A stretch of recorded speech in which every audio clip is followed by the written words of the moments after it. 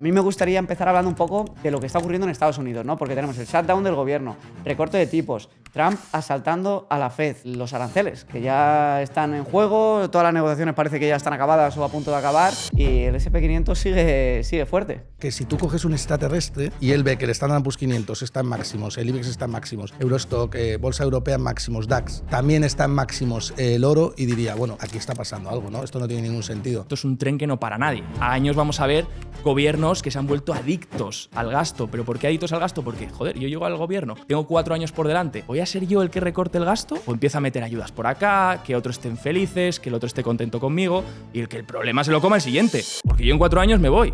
¿Hay riesgo de esta inflación? La pérdida de poder adquisitivo de un ser humano en la Tierra, aproximadamente en todos los, hablo de la gran población, es de más de un 25% en los últimos 5 años. Eso es una bestialidad.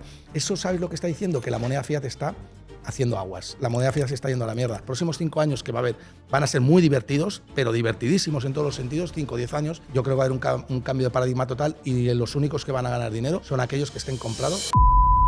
Todos los activos de riesgo ahora mismo son los que se están comprando. ¿Qué ocurre? Las fases especulativas no sabes cuánto va a durar. Puede durar 1 mes, 2 meses, 3 meses, 6, 1 año. Pero esto genera sobrevaloraciones, genera burbujas y luego creo que viene la otra parte, que es la otra parte donde vamos a tener una corrección gorda, que podría ser 2000.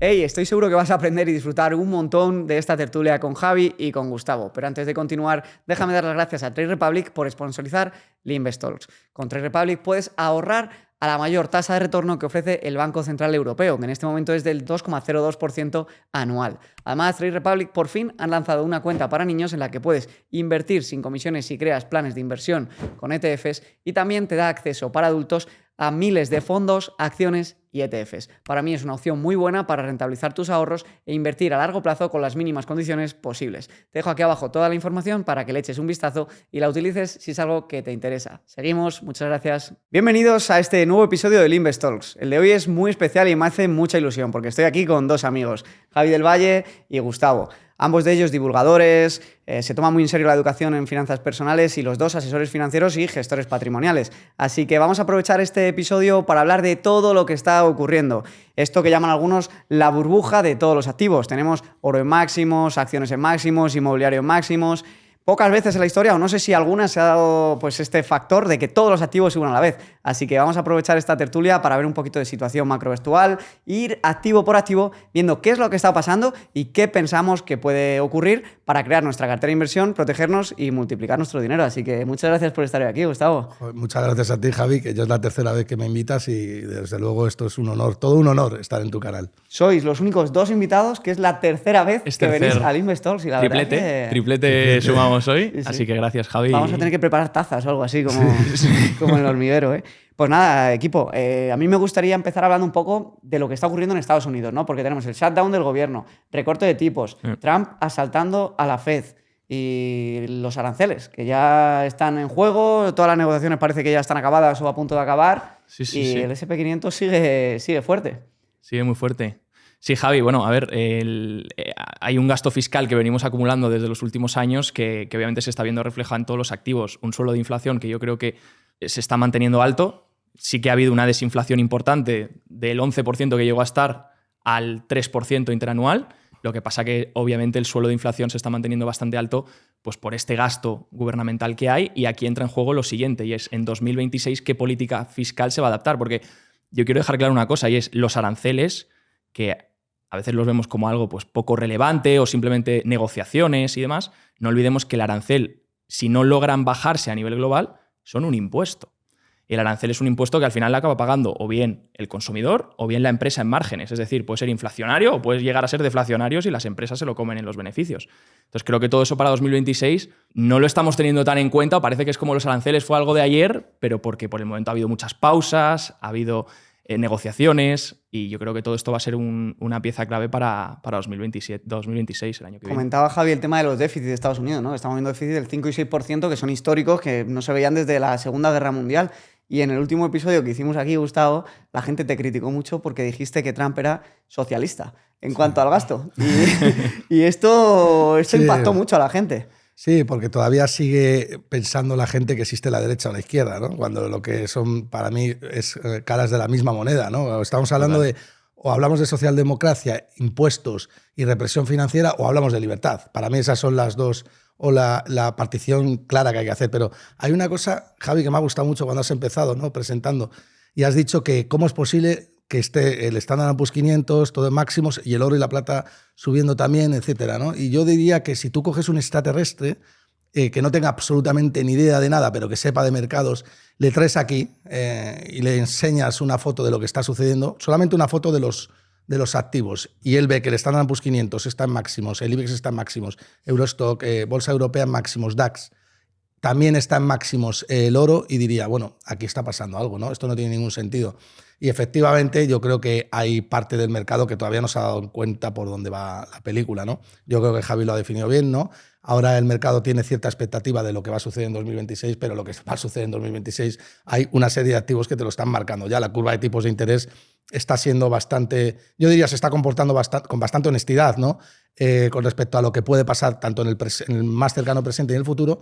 Y el oro, pues, ¿qué te voy a contar del oro, no? Pues ya ahí lo tenemos, que no marca un suelo ni un cambio de tendencia ni para Dios, ¿no? Después de toda la gran subida que lleva en los 2 últimos años, ¿no? Yo creo que el extraterrestre se preguntaría, ¿en qué narices están midiendo el valor de esos activos para que todo esté en máximo, ¿no? ¿Qué es lo que está pasando con el subyacente con el que marcan la contrapartida? Pero ¿puedes explicarnos un poco más del tema de la curva de tipos? Porque sí que es muy interesante, ¿no?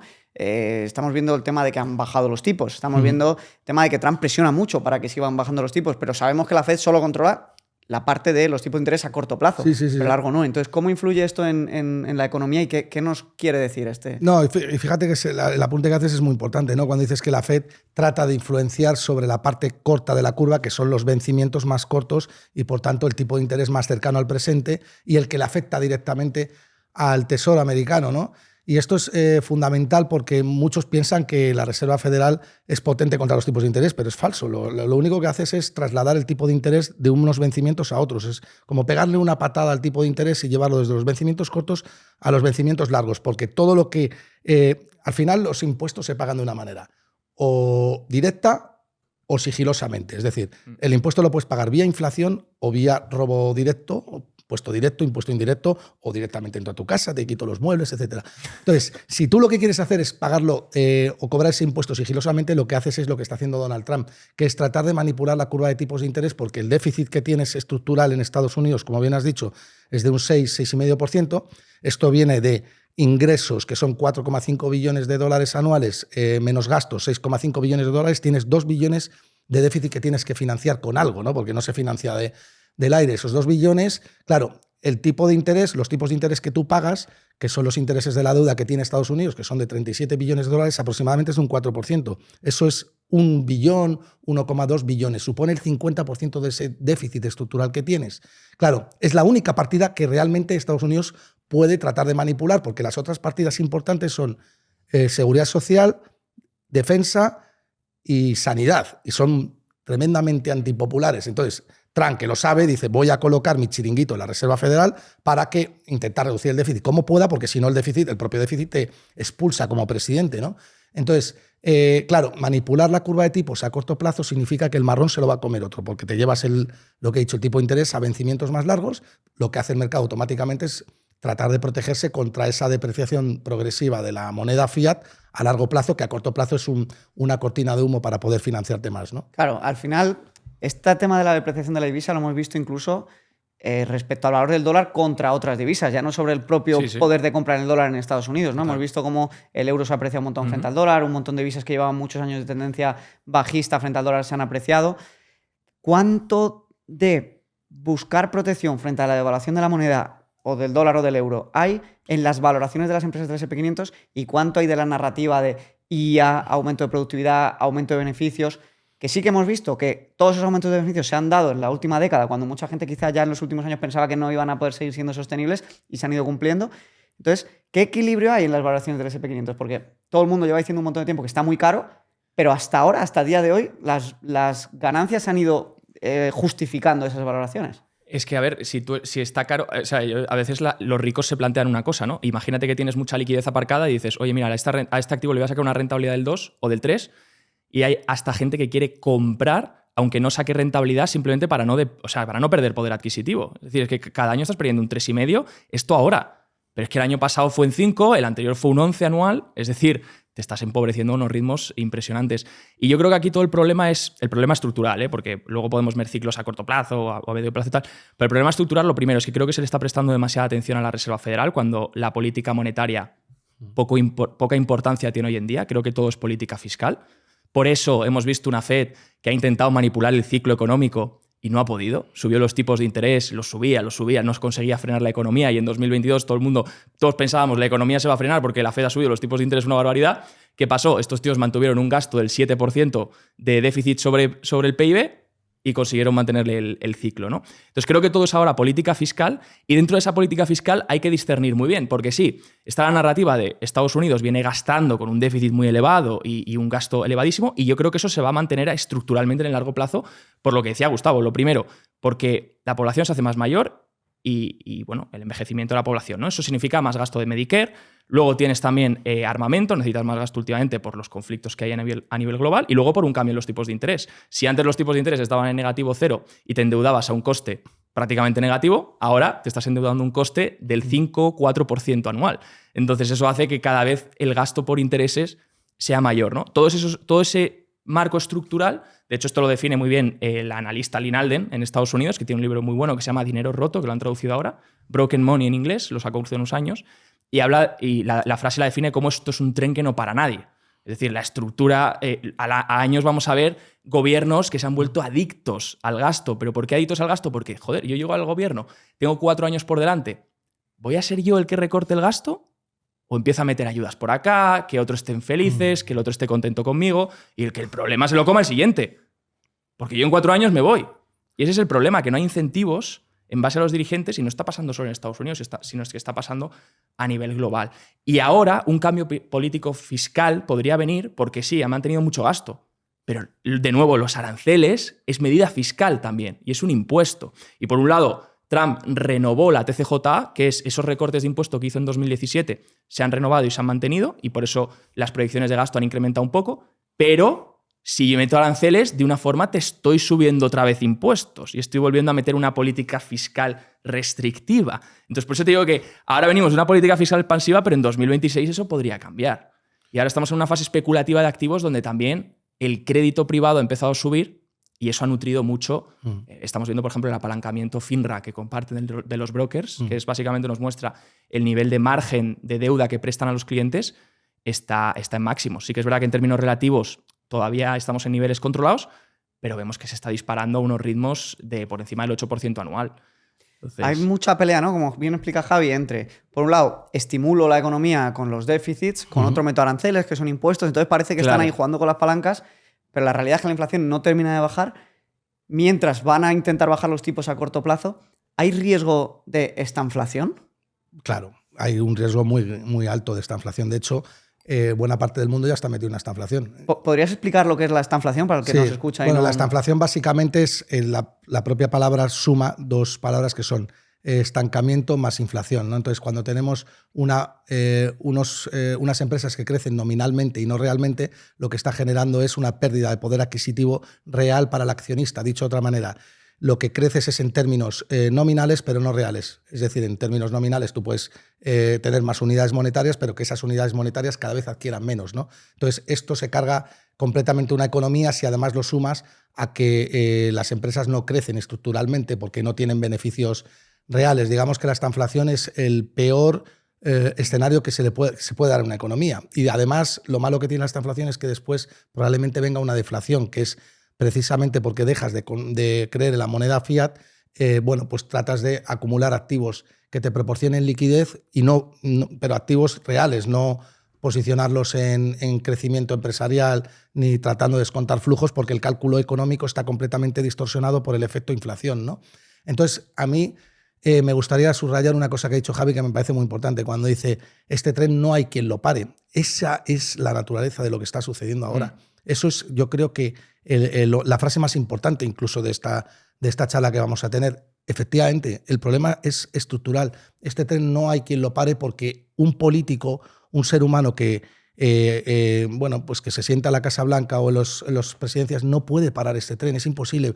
Primero porque el Estado está formado por gente que oprime y gente que es oprimida. O sea, eso es el Estado. Opresores, una simbiosis entre opresores y oprimidos. Los que suelen ser opresores suelen tener mucha más fuerza y, desde luego, todas las medidas que debería tomar un presidente del gobierno son completamente antielectoralistas, completamente antipopulistas.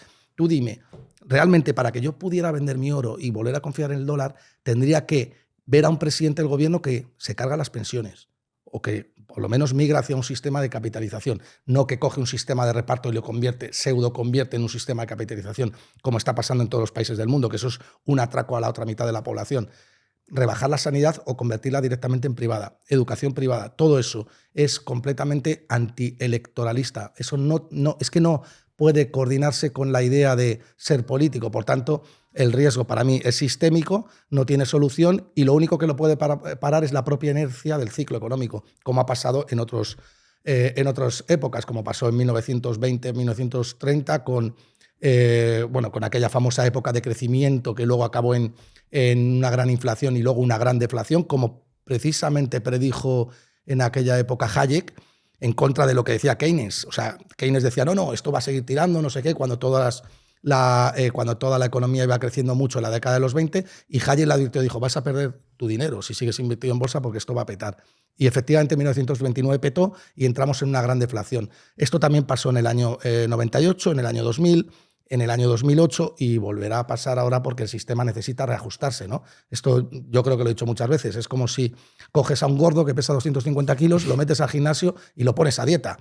Lo que estás haciendo es purgar, eliminar toda la grasa, ¿no? Eso es el propio ciclo económico el que lo va a hacer, no lo va a hacer un político. Pero claro, como no sabemos cuándo va a ser, ni en tiempo ni en forma, pues tenemos que tomar medidas los que podemos para vacunarnos contra ese riesgo sistémico, ¿no? Y eso es activo real. Pero, y déjame añadir, Javi, a lo que dice Gustavo, hay algo a mí que me preocupa más que la economía y más que las finanzas y que nuestras inversiones y tal, hay algo que seriamente me preocupa porque todas y cada una de las guerras, siempre intento explicar que la política monetaria y el entender la economía va más allá que simplemente por el tema de intentar ganar dinero o controlar tus finanzas, sino que todas y cada una de las guerras importantes han empezado por temas financieros, porque la gente estaba muy mal y porque había mucha desigualdad y populismos. Entonces, tú piensa, tú coges cualquier gráfico, y esto estamos hablando en Estados Unidos, tú coges un gráfico en Estados Unidos, el otro día lo compartía uno de Yardeni Research, y pone la cantidad de activos, cómo están repartidos según las generaciones.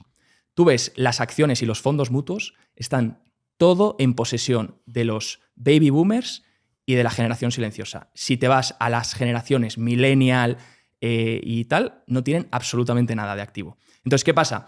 Si tú mantienes un gasto muy elevado, lo que mantienes también es una inflación, un suelo de inflación elevado.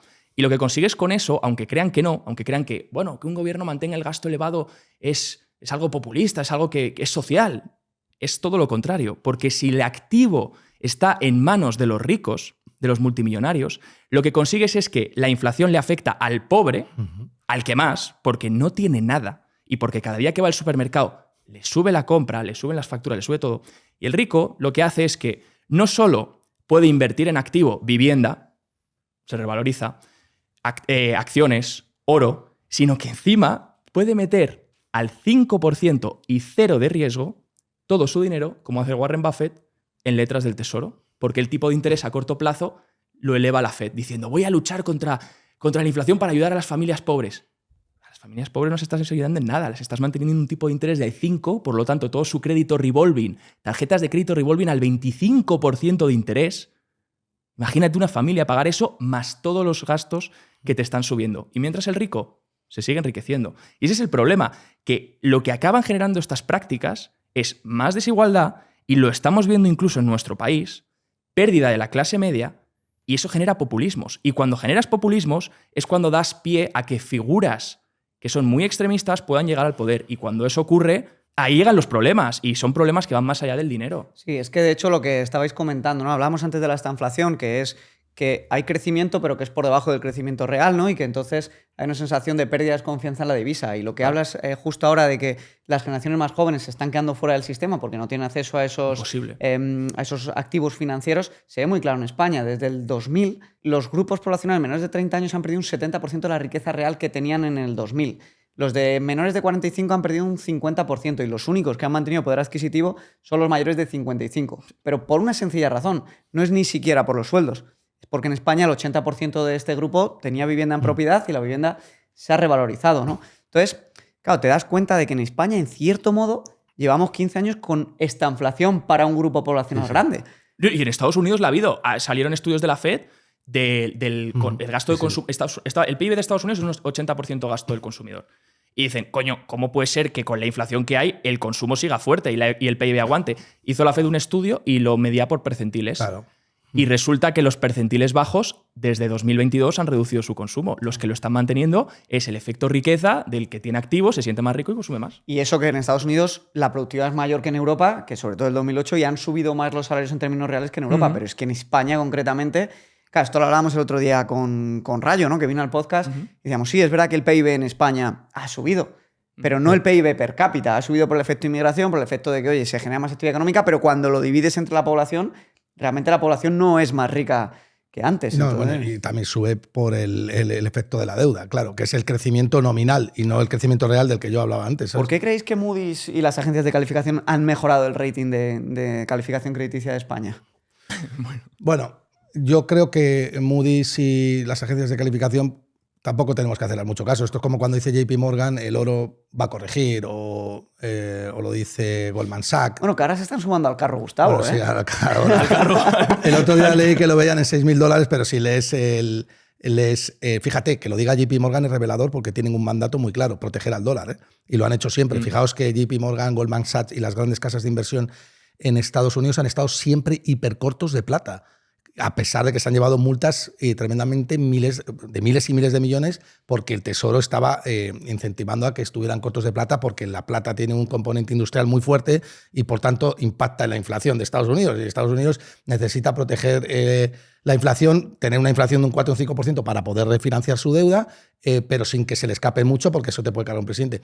Y bueno, y hablando de Moody's, yo creo que de las grandes casas yo no me fío. O sea, yo me fío de mi propio criterio. A mí el rating se lo doy yo, ¿no? Porque tú eres el que al final tienes que colocar el capital en algo y tienes que calcular la TIR de ese algo.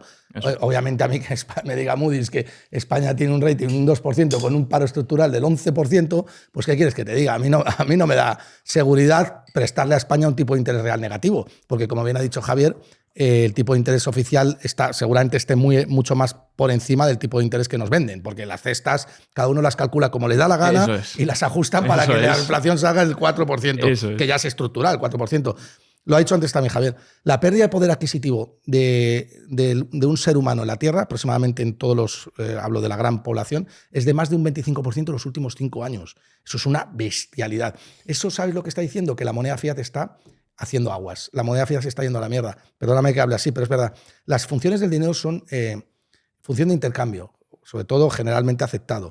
Función de depósito-valor y función de unidad de cuenta. Función de depósito-valor ya sabemos que no cumple por el efecto de la inflación, pero es que el efecto de la inflación lo que produce es descoordinación del cálculo económico. Es decir, tú estás exigiendo a un activo que te dé un retorno que luego no te lo da por la propia represión financiera del sistema. Es decir, la unidad de cuenta también está fallando. Están fallando el 66% de las 3 propiedades del dinero.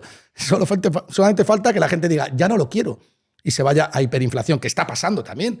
Está pasando. Es decir, cuando se está comprando oro, se está vendiendo dólares. El sistema está diciendo, no quiero dólares, quiero oro, por lo menos para protegerme a más tiempo. ¿Y qué está pasando? Que los bancos centrales cada vez tienen más tenencias en activos reales. El oro ha superado ya los Treasury, el oro ha superado ya los euros y ya es la segunda posición en los bancos centrales internacionales. Esto no pasaba en muchísimos años. Yo creo que hubiera más oro que Treasury americano no pasaba en 30 o 40 años, y que desde luego hubiera más oro que euros no pasaba desde que nació el euro. Decías tú antes, Javi, no, es que la vivienda está subiendo. Bueno, está subiendo porque todo sube contra la moneda fiat, claro. Porque la moneda fiat se va automáticamente para abajo. ¿Cómo vas a tener crecimiento personal, profesional y económico si te están pagando en un billete que cada vez vale menos? ¿No te das cuenta? El Estado está expropiando tu tiempo. O sea, la gente tiene que entender que la inflación es un robo de tu tiempo, es el robo de tu libertad, el robo de tu salud. ¿Por qué? Porque la inflación, el tipo de interés es el precio del tiempo. Y si tú ese tiempo lo distorsionas con un tipo de interés real menos una inflación que cada vez es más alta, lo que te da ese precio del tiempo es te sale negativo, es decir, te están robando el tiempo que pasas fuera de estar con tus hijos, etcétera, etcétera, pero la gente no lo ve. No lo ve, ¿por qué? Porque el 95% del mundo tiene un problema con la educación financiera. Entonces, es muy fácil para un político que es un sociópata por naturaleza decir, la culpa la tiene Juan Roig, que ha subido los yogures. Y la gente traga. Con la educación financiera y con la historia, porque Claro. si la gente entendiese la de divisas que ha habido a lo largo de la historia y que han desaparecido, entendería mucho mejor esto en el contexto histórico, que es posible que vayamos viendo el cambio o la depreciación o la pérdida de confianza hacia una moneda. Y Warren Buffett lo explicaba, desde hace ya muchos años avisaba contra el peligro de la impresión de dinero y él reconoció que pensaba que iba a ser más grave aún en términos económicos de lo que ha sido, pero decía, cuando yo empecé a invertir, $1 era $1 y ahora mismo tendría 6 centavos de poder de compra ese mismo dólar, es decir, ha perdido un 90 y tantos %. Y volviendo al tema de las agencias crediticias, claro, que no se olvide la gente que las agencias crediticias en 2007-2008 decían que las repaquitaciones estas de los préstamos de hipotecas y basuras y tal, les ponían una nota alta y fue por lo que petó el sistema financiero. No, pero luego es que además es un oligopolio, ¿no? Entonces Es esto es un como, oye, negocio de la esto es letra. clarísimo. Tú, Es un oye, yo te negocio doy esta tremendo. nota, pero tú me das por Claro, atrás. claro. ¿Quién se cree eso? Sí. Es que Hay una cosa que es interesantísima, ¿no? Y es, yo me planteo, porque el mercado del oro es sencillo de entender, ¿no? El valor del oro, pero luego el mercado del oro es más complejo de entender, porque, oye, se mina en ciertos países, se refina en otros, se almacena en otros, y ahora vemos como China está intentando meterse fuerte en el mercado del oro, ¿no? Sí, sí. A la vez, Estados Unidos es el país que más reservas oficiales de oro tiene, con muchísima diferencia respecto al segundo, tercero, cuarto y quinto. Bueno, eso dicen, ¿eh? O eso dice, ¿no? Que no se llegó a auditar Sí, sí. Fort Knox, ¿no? Es donde Fort está. Knox. Sí. Pero mi duda aquí, Gustavo, es a ver si puedes darnos un poco de claridad cómo funciona el mercado del oro. Porque estamos viendo que, oye, máximos históricos, hay previsión de que se vaya aún más alto por la desconfianza, por la mala organización del ser humano, por el enfrentamiento entre bloques geopolíticos que estamos viendo que cada vez es más palpable, por cómo se confiscaron las divisas de Rusia, de Irán, que te puede parecer más o menos moral, pero eso degrada la credibilidad del dólar como reserva un valor. Entonces, ¿podríamos ver cómo es realmente el mercado del oro desde que se mina hasta que se acaba negociando y cómo se hacen esos settlements o esas negociaciones de oro? Es una excelente pregunta. Es bastante complejo, ¿no? Pero hay que distinguir dos cosas. Por un lado tenemos el oro físico y por otro tenemos los mercados, ¿no? Hay dos, digamos que hay dos matrices fundamentales. Están en Shanghai y luego tenemos también en Londres, que es donde se establecen los fixings. Los fixings es el precio medio de cotización y se suelen establecer tanto en Londres como principalmente en Londres como en China, ¿no? Pero estos son contratos. Entonces, los contratos, o sea, hay que entender que en el oro hay 110 onzas en papel por cada onza de oro físico que rula en el mercado. Y esto es muy importante que lo entiendas. O sea, el oro es un activo que está apalancado sobre el subyacente físico y en la plata de 400 y pico. Entonces, ¿realmente cómo funciona? Pues es igual que cualquier otra materia prima, es oferta y demanda. Lo que pasa es que en los contratos la oferta y la demanda puede ser mucho más fácilmente manipulable que con el subyacente físico. Por eso, más tarde, más temprano, algunos pensamos que se pueden producir los famosos short squeeze o estrangulamiento de cortos, porque parte del mercado se dé cuenta de que el papel no lo soporta todo, de que el subyacente, o sea, tener el oro físico hasta que no lo tienes no es tuyo, y empieza a cerrar esas operaciones de contratos, con lo cual los contratos cada vez tengan un spread mayor o valgan menos alternativamente, y la gente empieza a demandar oro físico, que eso será un catalizador fundamental, no solamente para el oro, sino también para la plata, sobre todo para aquellos que tienen operaciones cortas, súper grandes. Cortos que están vendidos, apostando a la baja para la audiencia, ¿vale? Entonces, claro, esto pasa en muchos clientes institucionales que están cortos de plata, porque están siendo subvencionados por los gobiernos, porque no interesa tener una plata y un oro disparado y están tratando de manipular el precio, pero al final, tratar de manipular un precio cuando tienes un subyacente puede ser muy peligroso, y eso yo creo que al final se acaba sabiendo, ¿no? ¿Y qué está pasando con China, no? Porque dicen que lleva años intentando comprar mucho oro físico y transportarlo a Shanghái Sí. para hacer otro epicentro ahí del mercado mundial de oro, ¿no? Porque ahora está entre Londres, Sí, Nueva sí. York y Suiza, ¿no? Sí, La sí, mayoría sí. del oro del Sobre mundo. todo en Londres. Ahí al menos es donde está el almacenamiento, pero lo que son los contratos de futuros se realizan en Shanghai y en Londres. principalmente. Pero casi todo el oro físico está guardado en Londres, yo diría. Y parece que China quiere ir poco a poco acaparando oro físico, ¿no? Para convertirse en un epicentro también de la custodia, ¿no? Y no depender tanto al final, porque entiendo que con este enfrentamiento, esta desconfianza entre bloques, se han dado cuenta que si no tienes el subyacente, realmente no tienes nada. Lo que está pasando, Javi, es que hay una guerra. Realmente ya no, las guerras no se libran lanzando bombas nucleares. Ese status quo no gana nadie, ¿no? Es absurdo. Entonces, China, que se ha dado cuenta, sobre todo, yo creo que el detonante fue en el año 2022, como todos sabéis, el oro deja de correlacionar con los tipos de interés reales.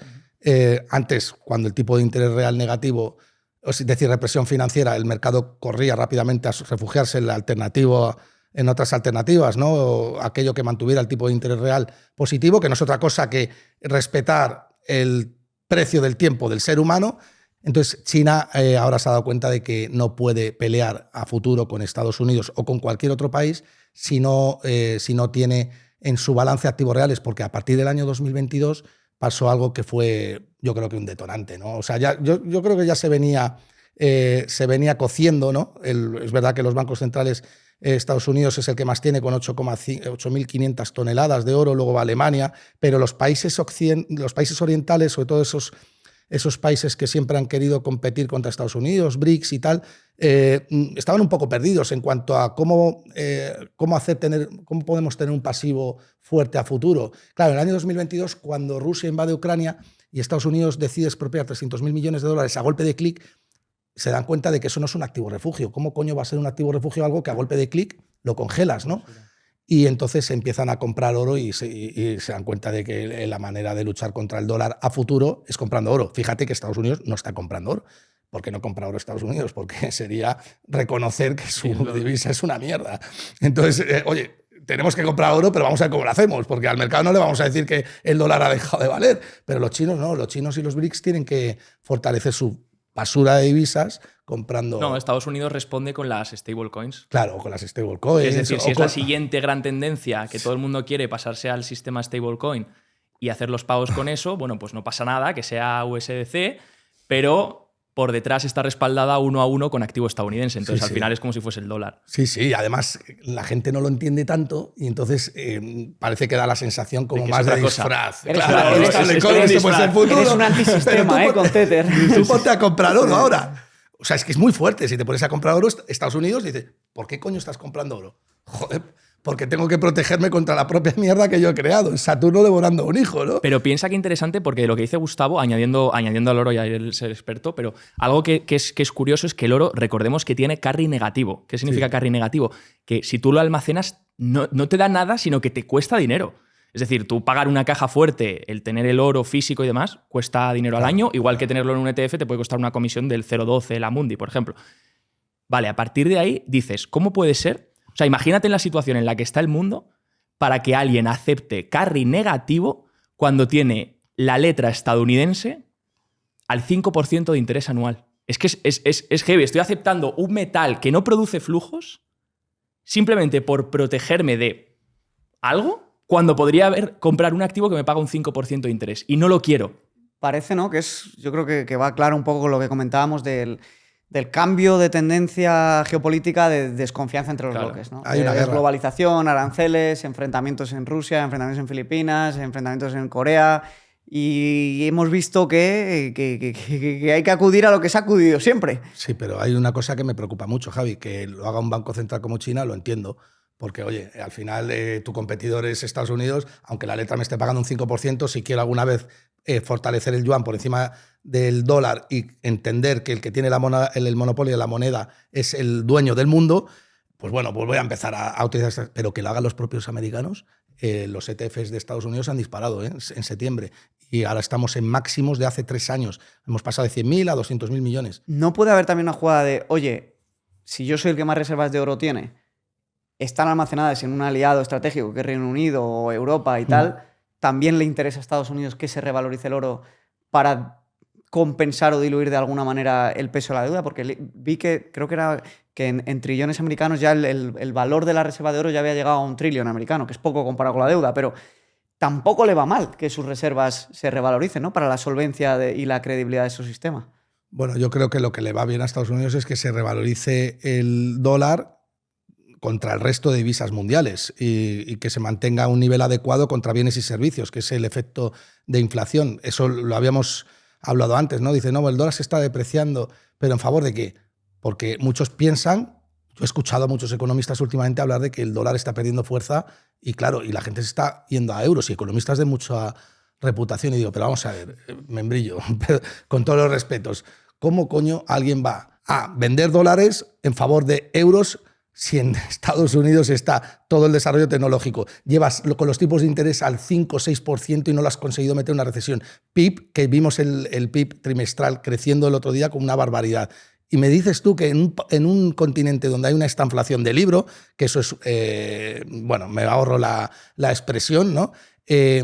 Gobernado por burócratas y dictadores, me dices tú que la gente se está refugiando en euros. ¿Qué sentido tiene eso? No, hombre, no, el dólar sigue siendo la moneda refugio por excelencia dentro del pool de la estafa de la moneda fiat, pero lo que está tirando es el oro, que es el verdadero contravalor de la moneda fiat y del dólar, ¿no? Hablando del euro y de Europa, ¿no? Este año hemos visto como los índices europeos han llevado la delantera y han subido bastante respecto a Estados Unidos y también las acciones chinas, que ahora iremos.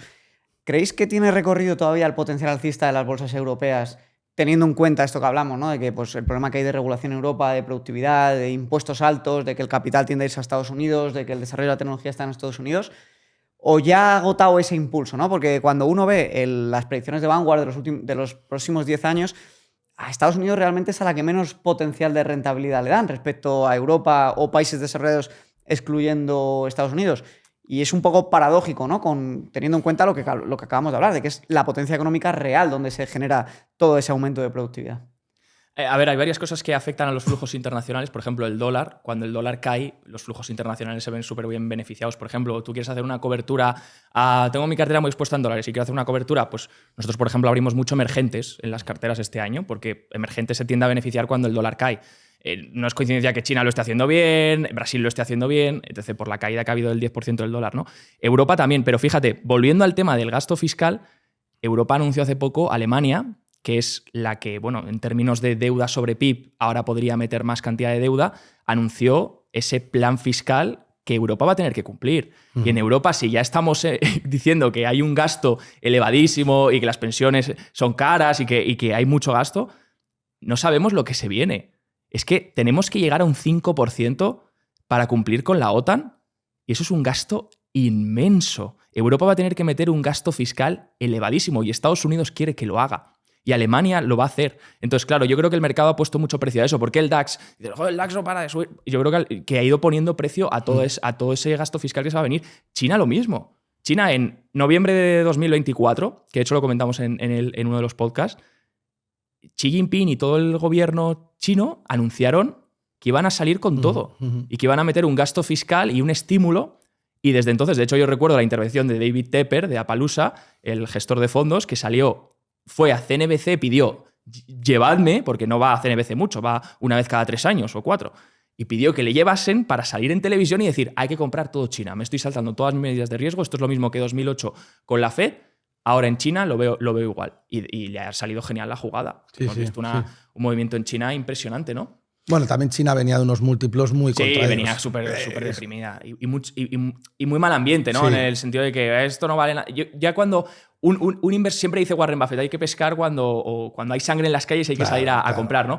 Es lo que le decía el otro día a un amigo. No, es que Europa está fatal, es que Europa tal.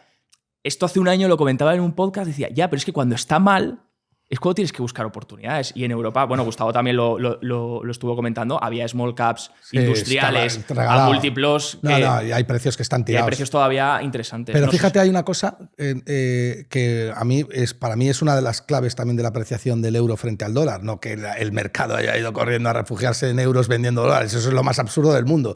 Es el hecho de que a primeros de año el Standard & Poor's 500 cotizaba unos múltiplos imposibles, exagerados. Ya no te cuento a los que está cotizando ahora. Algunos argumentan que es por la inteligencia artificial. Yo creo que lo que hay es un FOMO de libro en la inteligencia artificial. Y Europa estaba bastante más contraída en cuanto a múltiplos. Entonces, ¿qué hace el mercado? Sobre todo cuando tienes que mover grandes cantidades de dinero y tienes que, a primeros de año, exigir una rentabilidad desde mínimo un 7, un 8% para que los clientes no se te vayan. ¿Qué haces? Compras Europa y vendes Estados Unidos cuando está tan caro. Y para comprar Europa, ¿qué haces? Comprar euros y vender dólares. Yo creo que ha habido un flujo de capitales de Estados Unidos a Europa bastante importante. Fíjate, todo el movimiento del DAX desde septiembre, mientras que el Standard & Poor's 500 ha permanecido plano. Si el Standard & Poor's 500 ha empezado a subir en los últimos 2 meses. Bueno, el Standard & Poor's 500, las tecnológicas, porque el S&P 490, quitas las 10 primeras que más suben y prácticamente permanece plano desde el año 2022. Y todo eso es porque en general ha habido una especie de carry trade financiero, ¿no? En el cual se ha vendido uno y se ha comprado otro aprovechando el diferencial de tipos de interés de uno y otro, ¿no? Si ahora mismo los múltiplos en Estados Unidos siguen parecidos a inicio de año cuando se produjo este carry trade, ¿crees que tardará en deshacerse? ¿Crees que la tendencia seguirá? Porque te hemos leído mucho sobre el tema del value, ¿no? Gestores españoles como Advalor o los de Oros, que también lo están haciendo muy bien. Eso es. ¿Cómo ves un poco ahora la tendencia desde el punto actual? Bueno, yo creo que el Value Investing lo va a hacer de cine los próximos 5 años. Me mojo, yo tengo todo mi patrimonio ahí, bueno, y en metales, que parezco un alquimista ahora, en los últimos 2 años. Un chatarrero, güey. No es verdad, es que yo tengo metales que ni conozco ya. O sea, el paladio, digo, ¿de cuándo? ¿Pero por qué tengo que yo paladio? Es que es alucinante. Bueno, pues me he puesto a estudiar el paladio un año antes. El platino una subida de un 80%. La plata, yo la plata no. Algunos me dicen que soy amante del oro, pero qué coño, si yo con el oro no tengo nada. No he tenido una sortija de oro en mi vida. Lo que pasa es que lo veo tan claro el activo. ¿Y por qué te decía esto? Estamos hablando del value y de cómo se iba a deshacer el carry trade que habíamos visto desde inicios de año, considerando que se dan... Yo creo que ahora los gestores tienen por fin, oportunidad de hacer alfa, efectivamente, de demostrar que pueden batir al mercado, porque batir al mercado desde el año 2010... con toda la artillería de los bancos centrales detrás, es imposible. ¿Cómo vas a tirar al mercado con unas quantitative easing, con BTFP, con unos twist, o no saben ni qué coño de nombres les ponen para no enterarse de que lo que estás haciendo es generar inflación y es mantener al puto muerto vivo? Claro. Esa es la realidad. Lo que pasa es que, claro, el muerto ya, por mucha, le metes tanta droga que la droga ya no funciona y eso tiene que cambiar. Eso va a cambiar. Entonces, los próximos 5 años que va a haber van a ser muy divertidos, pero divertidísimos en todos los sentidos, 5 o 10 años. Yo creo que va a haber un cambio de paradigma total y los únicos que van a ganar dinero son aquellos que estén comprados en cosas que están baratas. Lo que está caro va a corregir. ¿Tú, Javi, cómo lo ves? Mira, yo tengo una teoría y la expuse hace unos cuantos meses y es que ahora estamos en una fase que denomino, o sea, que son tendencias que cuando la tendencia secular larga termina, suele ser una fase más especulativa o parabólica que se denomina. Entonces, siempre los cambios de tendencia suelen ser muy abruptos. Es decir, antes de que te finalice, por ejemplo, una tendencia alcista, antes justo suele ser lo mejor. Suele haber verticalidad en el precio. Esto es como cuando la última canción de la discoteca, ¿no? Se podría hacer esa analogía. Que suele ser la leche, es el pico de euforia y luego, ¡pum!, se acaba. Y ahí te entra todo el bajón. Pues eso serán tus discotecas. Porque yo me acuerdo que la última era la peor y iba por la...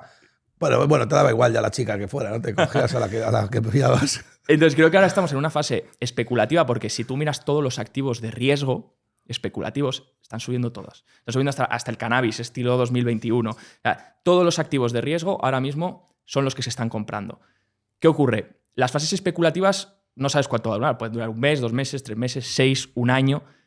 Pero esto genera sobrevaloraciones, genera burbujas y luego creo que viene la otra parte, que es la otra parte donde vamos a tener una corrección gorda después de primero terminar esa fase parabólica y vertical. Entonces, ¿qué podría ser? ¿2026? ¿Finales? ¿Mediados? No lo sé, pero yo creo que va a ocurrir así. Va a haber una fase, porque ahora mismo todo el mundo está diciendo ¿cómo puede ser? ¿Cómo puede ser? Están los activos cada vez más caros y esas son las fases parabólicas en las que la gente tiene que perseguir precios, que esa es una situación en la que están los estrategas muy jodidos porque ahora están persiguiendo precios y ven el SP 7.000, 6.000 y pico, tal. Y claro, te dicen por detrás, te estás quedando atrás, y es que no puede ser, esto no puede aguantar, y aguanta. Y como decía esa frase, ¿no? De el mercado puede permanecer más tiempo irracional que tú solvente, ¿no? Pues eso llega a un momento en el que, por verticalidad, llega un momento en el que acabas con fase parabólica y una especie de blow off top que se denomina, y ahí es donde tendrás una corrección, un ajuste importante, donde, ¿qué se puede hacer para, si ahora todo el mundo está comprando lo cíclico, la alta beta y lo arriesgado, los activos especulativos? ¿Qué es lo que más sufrirá? Obviamente esos activos, ahora son los que más se benefician. ¿Qué es donde puedes empezar a buscar para protegerte de la siguiente potencial fase que no sé, te repito, no sé cuándo vendrá porque no soy un adivino? pero puedes empezar a cazar un poquito más en defensivo, donde empiezas a ver valoraciones. Pues nosotros, por ejemplo, estamos empezando a estudiar ahora mucho valoraciones en salud, que se ha visto muy perjudicado estos últimos meses. Pues oye, mira, voy a perseguir ahora acciones cíclicas y tecnológicas que están verticales, o voy a empezar a mirar en sectores donde nadie quiere. Consumo básico, defensivo, bueno, lo que pasa es que ahí tienes valoraciones todavía muy, muy caras. O sea, Walmart y Costco están cotizando a valoraciones por encima de Nvidia casi. Esto es absurdo. Pero bueno, si empiezas a buscar algo más defensivo, menos beta, menos volatilidad, puedes encontrar cosas que cuando venga ese ajuste, en mi opinión, no te metan un castañazo o value, como dice Gustavo, pero claro, el value hay que definirlo, ¿no? ¿Qué es value, ¿no? Porque la gente cree que value es comprar el Vanguard Value ETF y el Vanguard Value ETF tiene de todo menos value. O sea que... No, pero yo lo has dicho perfecto. Lo que yo digo es comprar barato, con margen de seguridad, ¿no? Porque la hostia va a venir y nos va a coger a todos. A mí no me va a coger fuera, porque yo voy a estar invertido siempre. El que quiere ganar dinero en bolsa tiene que aguantar las caídas, aguantar las subidas, todos sabemos. Pero es verdad que hay sectores que están muy penalizados. Por ejemplo, el sector, las mineras de oro, que hemos hablado mucho de ellas también, y en tu podcast, Javi, llevan más de un 100 y pico % este año. Es una barbaridad. Era un sector 100% value investing, es decir, un sector que está coyunturalmente atravesando por un problema que algunos detectamos que es pasajero. ¿Cuál era la tesis de las mineras de oro? Muchos decían los all-in sustaining costs, la inflación afecta mucho a los costes de caja, la mala asignación del capital, todo eso es suma, pero era marginal. La verdadera tesis de las mineras de oro era que los que compraban mineras de oro se creyeran que el oro iba a subir realmente, porque con un oro por encima de $1.600 la onza, los números te salen, y las mineras estaban cotizando con un oro a $1.200 la onza. Ese sector ya no tiene tanto recorrido. Obviamente, si algo ha doblado, pues el margen de seguridad es más bajo. Tienes que girar a otros sectores.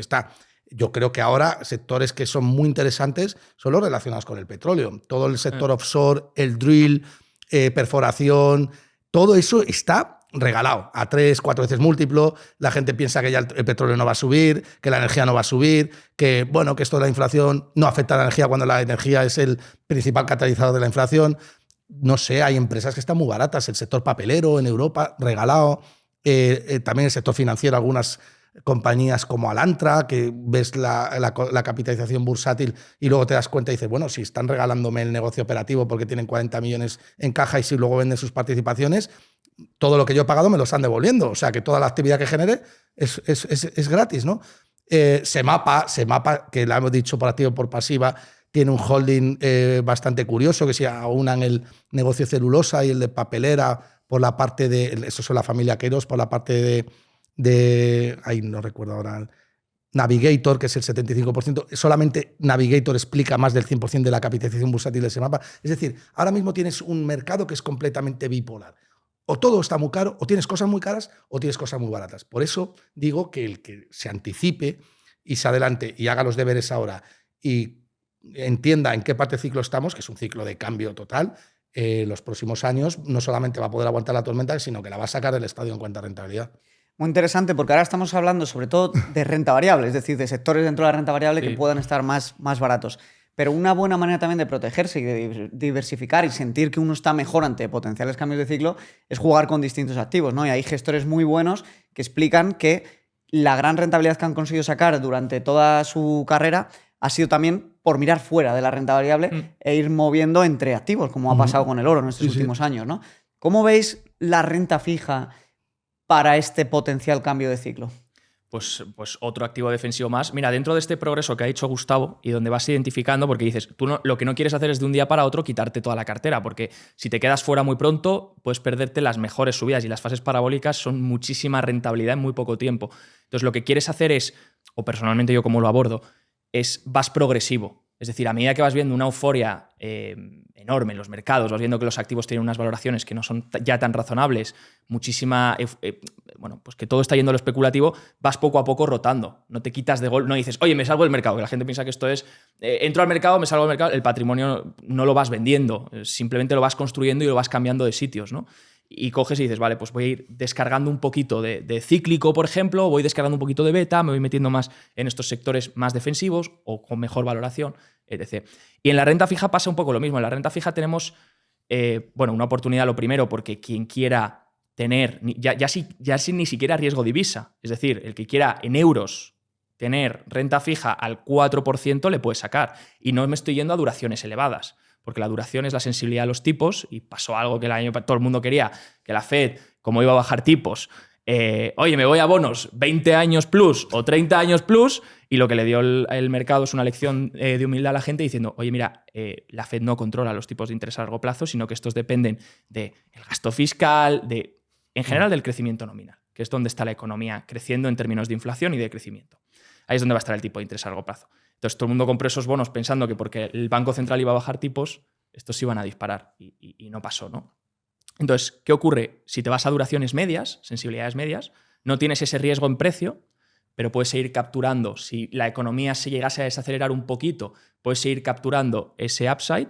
Y si no, lo que puedes hacer es obtener un 4% todos los años, 3-4%. Y esto hablo en calidad alta. Si ya luego te metes high yield, que es calidad más elevada, o sea, peor calidad de crédito, o te vas a investment grade, ahí ya puedes sacar un poquito más de rentabilidad. ¿Qué ocurre? Que los diferenciales de crédito, en este caso, que es otra medida de riesgo de la renta fija, no solo los tipos de interés, sino el diferencial de crédito, que es la diferencia entre lo que paga un bono corporativo o de un mayor riesgo con el gubernamental, esos diferenciales están en mínimos.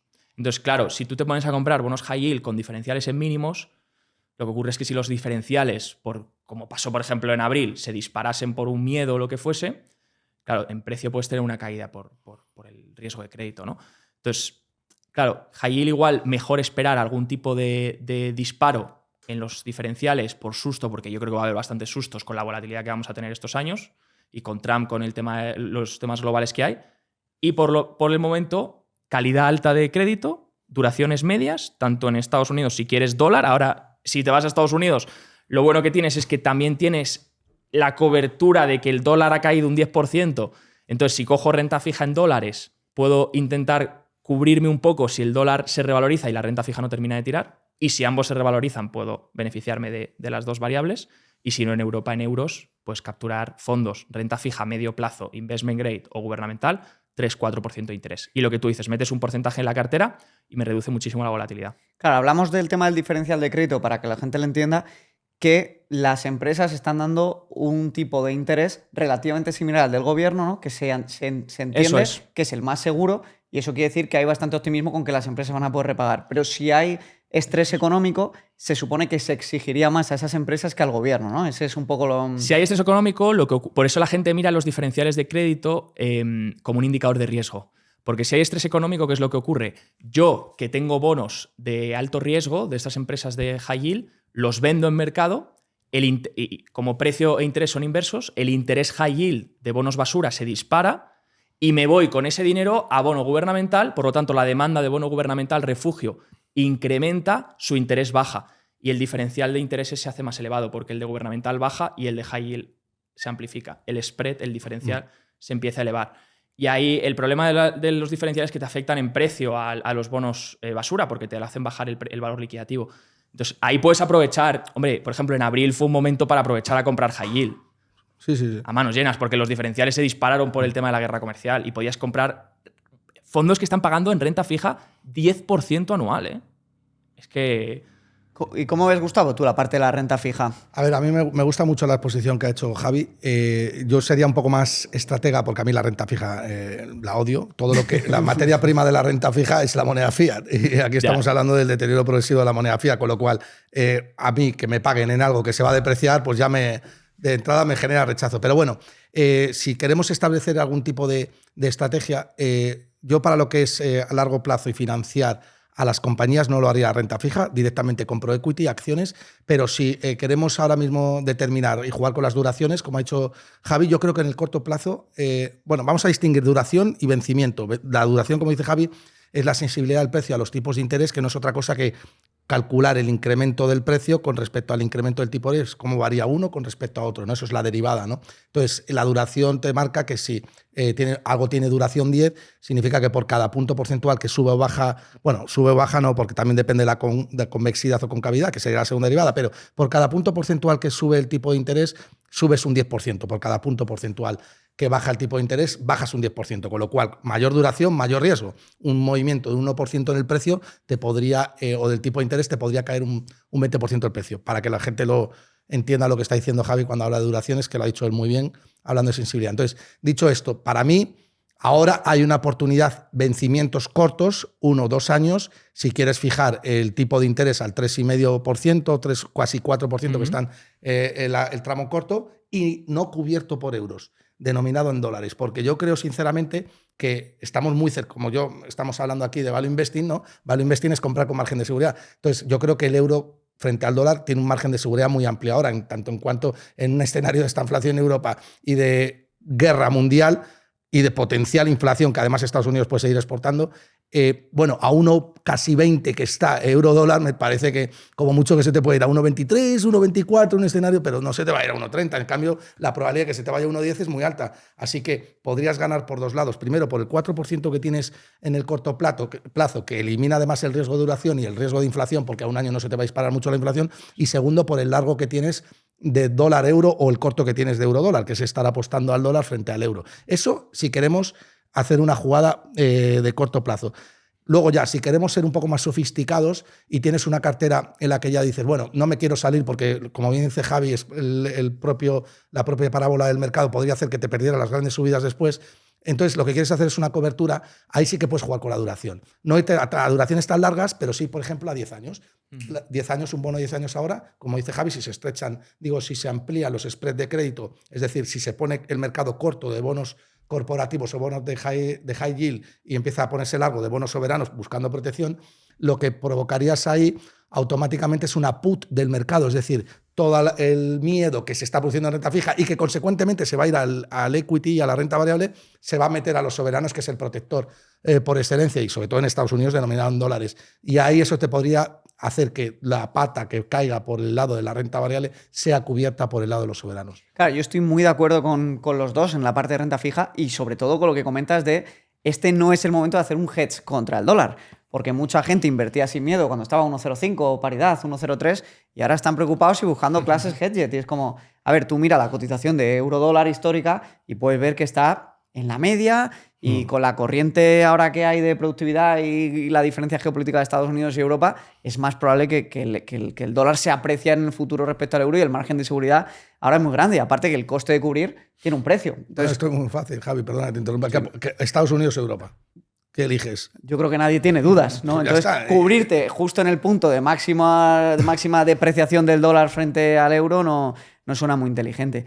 Y, oye, equipo, hemos comentado sobre el oro, sobre las mineras. Y antes de cámaras estábamos comentando de la subida de la plata que había sido posterior a la del euro, sí, y que habíamos comentado muy bien en los anteriores podcasts. ¿Cómo lo veis? Pues la plata entrando, de nuevo, lo mismo que en esa fase parábola de la que hablábamos. Lo bueno de la plata, a ver, la plata tiene sus cosas, ¿no? Porque es, lo primero, a diferencia del oro, es de uso industrial, por lo tanto es más cíclica, depende mucho más del ciclo, así que es más sensible a lo que pasa en la economía.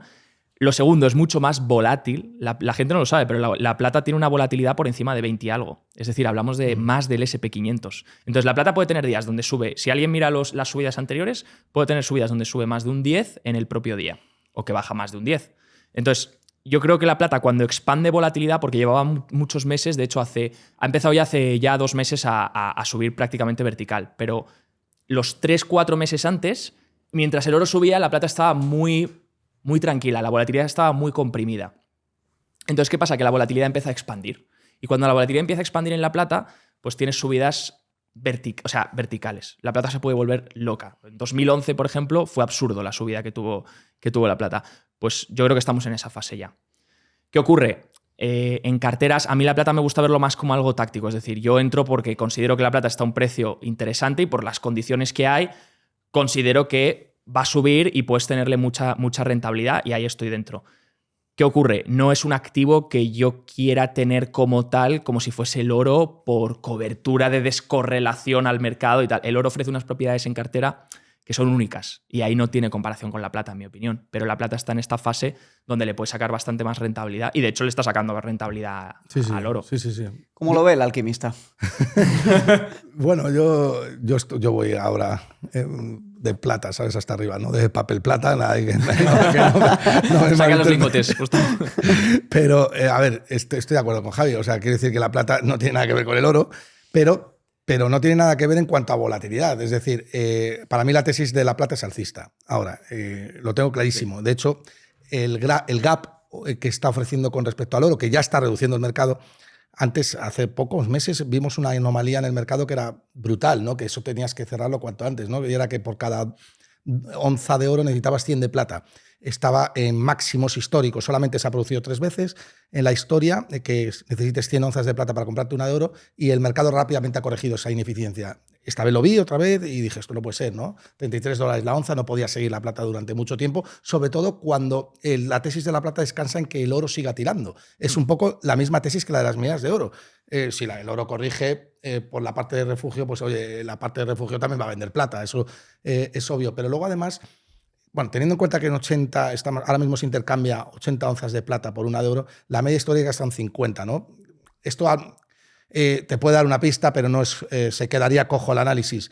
Hay que entender lo que dice Javi, es verdad, el 60% del componente de la plata es industrial, con lo cual la volatilidad es muy amplia porque tienes dos tesis, la tesis del refugio y la tesis de cómo va la economía en cuanto a aceleración o recesión se refiere, en cuanto a qué parte del ciclo estamos. Si entramos en un ciclo de cierta estanflación, que implica desaceleración con inflación, la pata del refugio podría apreciarse, pero la que responde por la industria, que es el 60% de la demanda de plata, contraerse, con lo cual te estarías haciendo pan como tortas, ¿no? Y ahí el oro respondería mejor.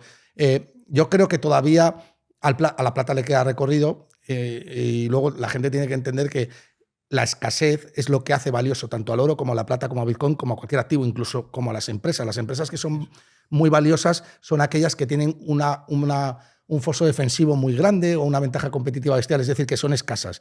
Entonces, la escasez en la plata también es muy parecida a la del oro. Todo el oro del mundo lo puedes meter en una pista de tenis, pero toda la plata del mundo es la Torre Picasso. Es un edificio de 40 plantas.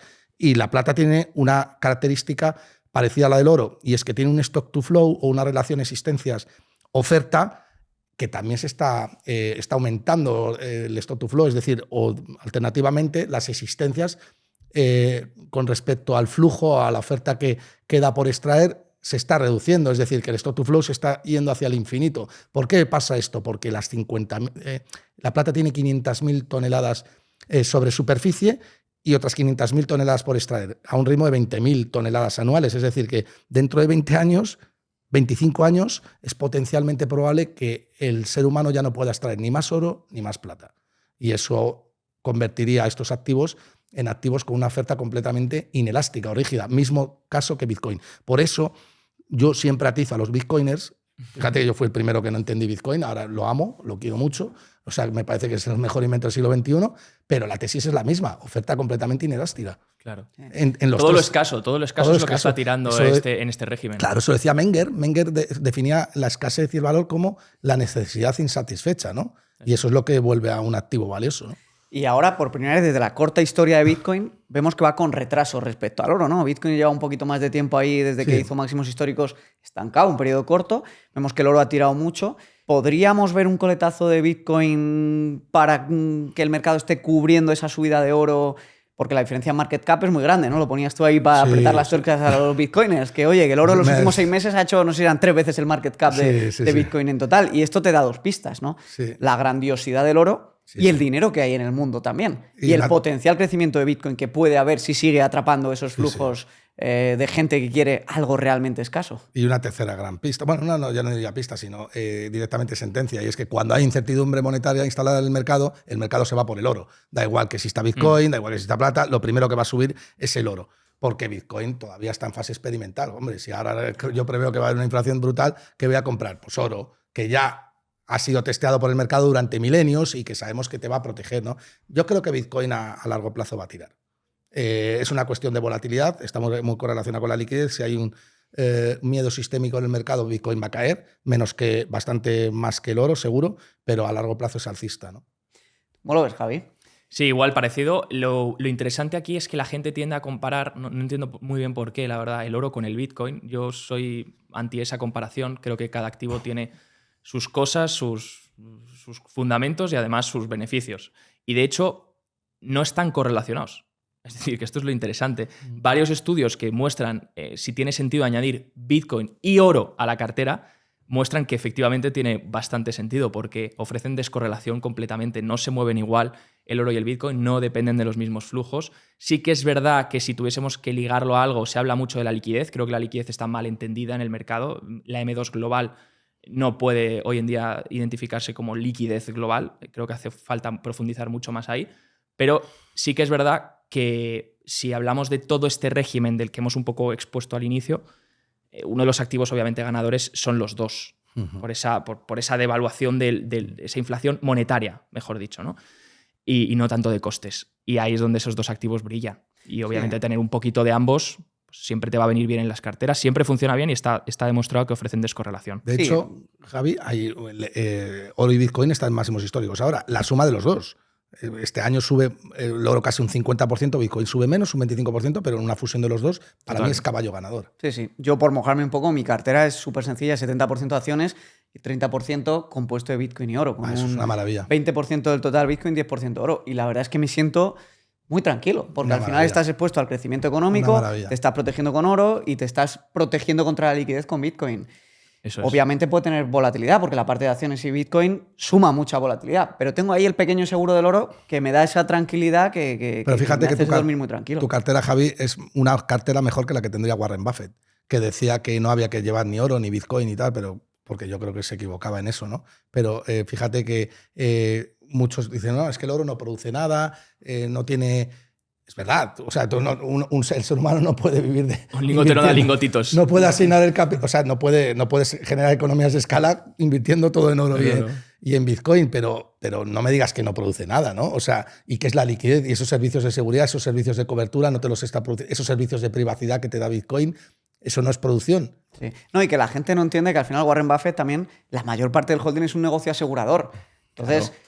Tiene que ser muy conservador también cómo invierte el dinero excedente del servicio asegurador, porque puede necesitarlo en algún momento si se cumplen las primas que tiene que pagar. Y que, Javi, el oro funciona de una manera, y es que parece que, o sea, la gente, si estudia el oro, la plata y estos activos funcionan de una manera, y es, pueden estar 5 o 6 años laterales y en un año dar una rentabilidad que te haga un anualizado que te deja cualquier activo por detrás de risa.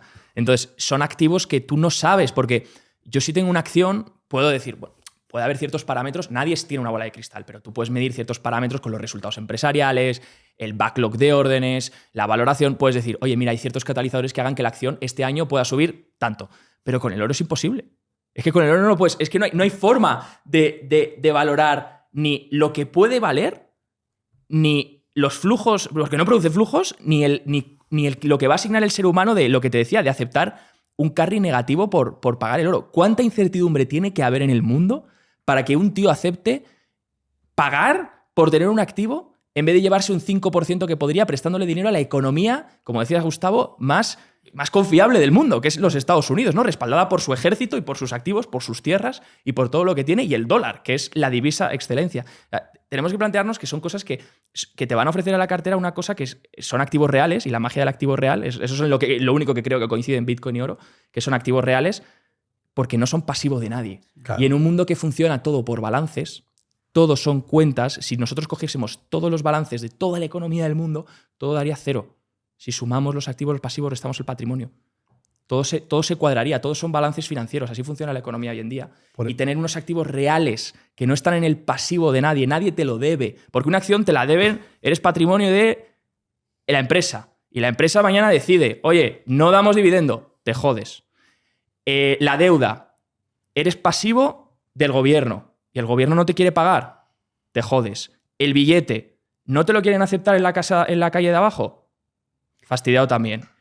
Y yo ahí metería los inmuebles, que se categorizan siempre como bienes reales, como activos reales, pero la realidad es que si el gobierno te sube el IBI, el suelo se carga la zona con sus regulaciones, realmente... Sí, pero son activos reales. Otra cosa es que la TIR esté mal calculada sobre los activos inmobiliarios, que también el oro te lo pueden robar. De hecho, ya ha pasado, ¿no? Que han entrado en la orden ejecutiva 6102. Pero es muy importante lo que ha dicho Javi con respecto a los balances. O sea, balance viene de balanza, de equilibrio, ¿no? Es. Y equity es la parte de los recursos propios que hace que activos y pasivos se igualen, por lo que dice él. Pero claro, es fundamental que la gente entienda que da igual. O sea, cuando dice Javi, bueno, es que el oro no se puede valorar vamos a ver, aquí yo podría, no sé si discrepar, pero una cosa es que tengamos herramientas para medir ciertos instrumentos, valorar una acción o una empresa lo haces mediante, bueno, no solamente actualizando flujos de caja en cuanto a ventas y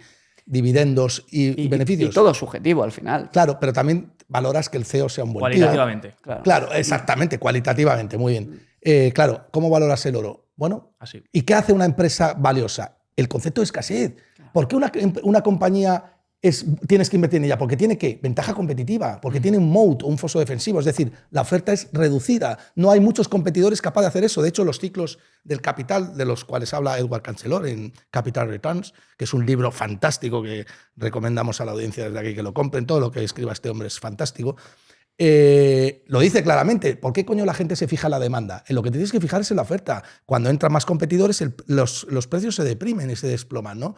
Claro, entonces, ¿el oro qué es? Escaso. Céntrate en eso, ¿no? Intentar anticiparte a la demanda, teniendo en cuenta que, fijaos, el oro y la plata es muy significativo, sobre todo el oro. El oro lleva con una oferta rígida, ni se sabe el tiempo. O sea, todas las mineras de oro no son capaces de producir más de 4.000 toneladas. Sin embargo, hemos visto produciendo 4.000 toneladas con el precio a 1.500, a 2.000, a 2.500, a 3.000, a 3.500.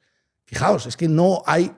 Da igual que haya incentivos a la producción, no puedes producir más porque es un negocio muy complicado, prueba y error, tienes que meter mucho capital y tal y cual. Entonces, ¿por qué el oro va a seguir subiendo? Yo digo aquí en el programa de Javi Linares, hoy digo, el oro va a seguir subiendo a largo plazo. ¿Por qué? Porque es un bien económicamente escaso.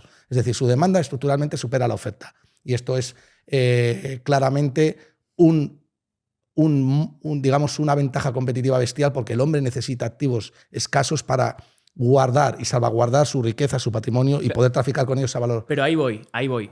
Si la utilidad se está midiendo por ser un bien escaso, ¿cómo está el ser humano ahora valorando la necesidad de tener activos escasos con respecto a lo que valoraba hace unas cuantas décadas? Bueno, Ray Dalio lo explica muy bien en todas las entrevistas, charlas, libros, ahí quería llegar. De la incertidumbre, inestabilidad, diferencia de calidad de vida, de cultura en los propios Estados Unidos, ¿no? Lo que hablabas tú del tema de que el consumo viene de las personas que son más ricas, pero hablaba de la comprensión lectora también entre las distintas clases que hay socioeconómicas en Estados Unidos, ¿no? Decía que la inmensa mayoría tenía la capacidad lectora de un niño en sexto de primaria o algo así, me parece que explicaba Ridalio. Y claro, todo esto hace que, aunque el mundo arriba parezca que esté calmado, pues por debajo son placas tectónicas que no se sabe muy bien cómo pueden acabar. No, pero es revelador que en el siglo XXI, en la época de la inteligencia artificial, donde ya estamos en máximo desarrollo en teoría, una piedra suba más que el Standard & Poor's 500 en los últimos 25 años. Sí.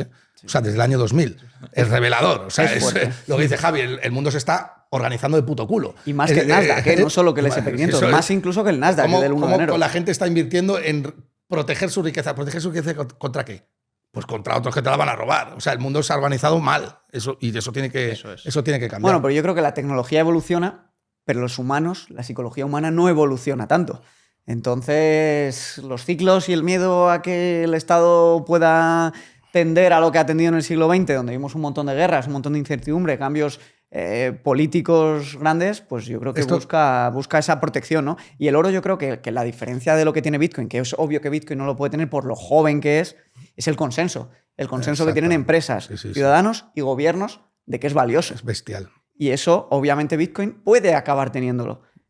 O puede que tarde más de lo que nosotros tenemos de horizonte temporal. Entonces yo creo que por eso sí que yo soy muy alcista en Bitcoin, tengo un 20% de mi patrimonio, pero también tengo un 10% pero es una en oro. apuesta más que el oro. O sea, lo que acabas de decir es crucial. Es un pacto a nivel mundial durante milenios y secular de que el oro es valioso. Punto, ya está. Y eso marca mucha es un diferencia punto focal, que también lo Bitcoin. Y no necesitas que sea moneda, porque ahí es donde todo el mundo te contrarresta diciendo, no, pero es que el oro no puede ser moneda, ya se intentó, la oferta es reducida, no puedes hacerlo, no lo quieres. Habría deflación. Bitcoin tampoco, porque mañana podrían decir, oye, quien acepte Bitcoin, impuestos o multas o lo que sea.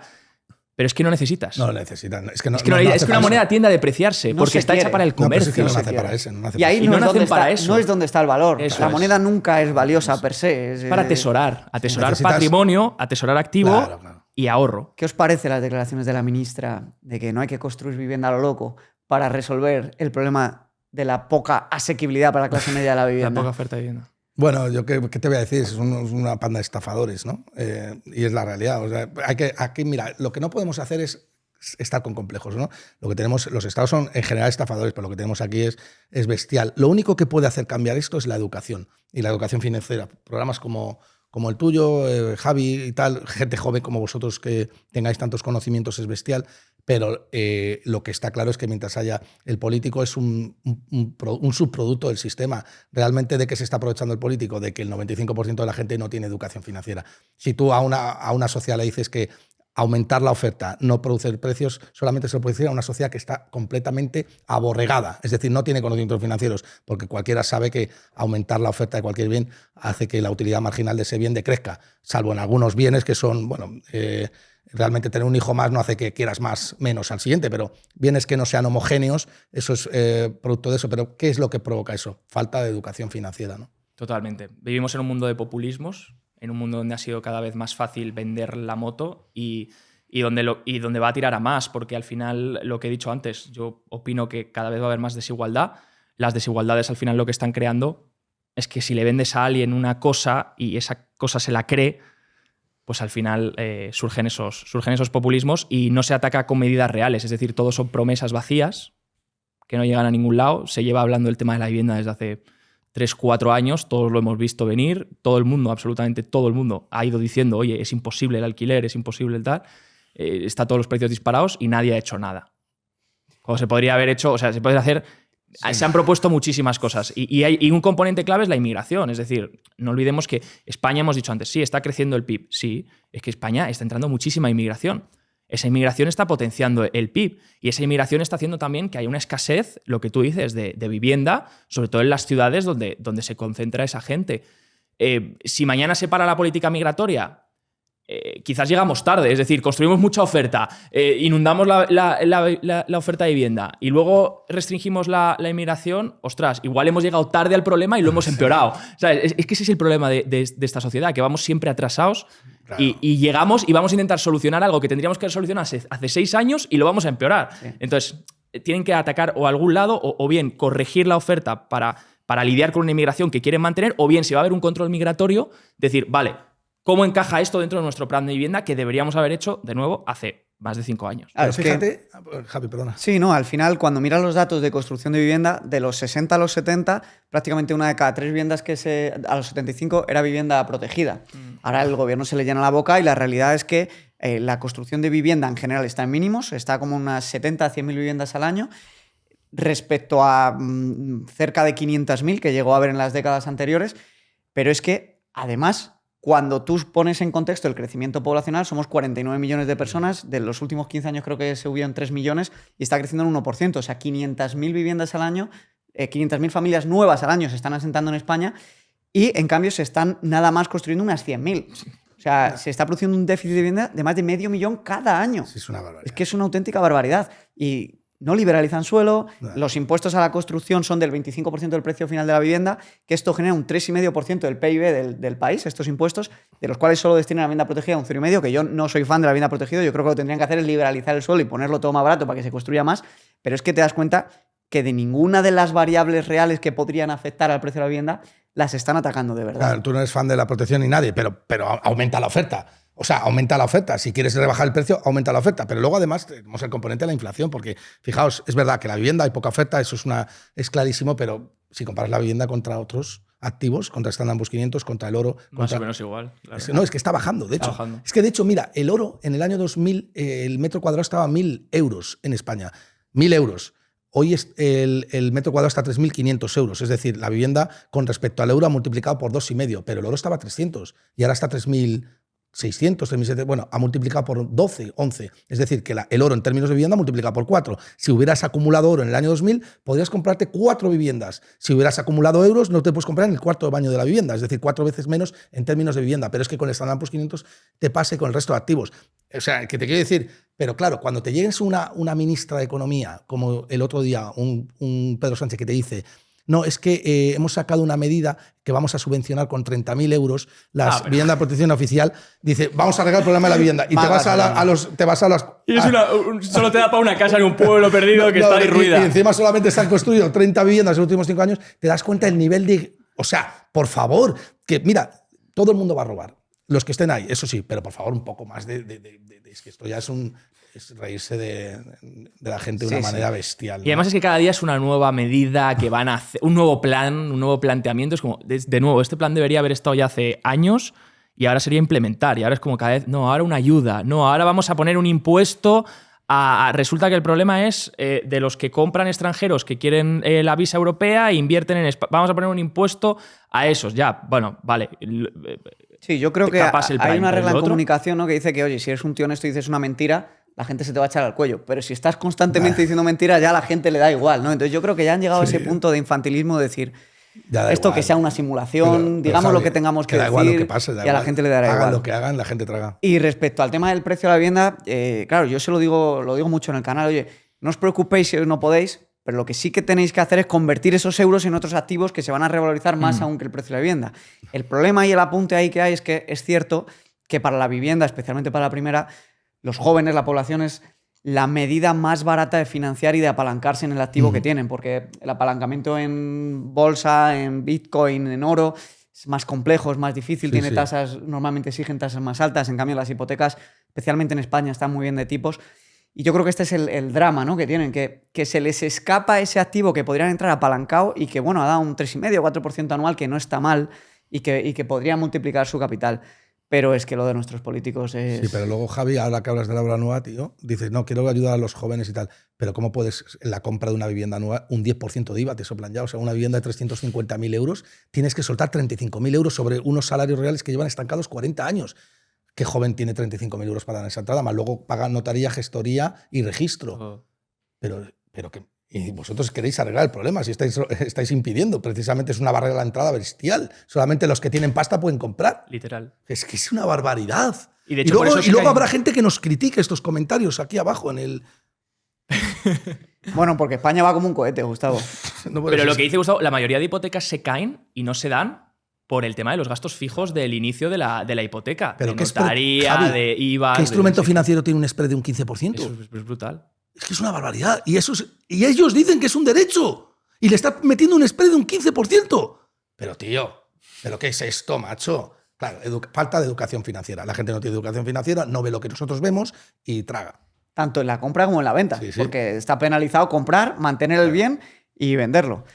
Pues nada, equipo, yo creo que ha sido una charla muy buena. Hemos tocado actualidad de los distintos activos. Ha salido de aquí cosas súper interesantes. Dejaremos en la descripción el libro que ha comentado Gustavo, otras referencias que hayan salido. Y daros las gracias, porque para mí es un gusto teneros en casa, poder charlar y ojalá que podamos repetir esto con frecuencia. Así que mil gracias, Gustavo, y mil gracias, Javi. Gracias a vosotros. Bueno, muchas gracias.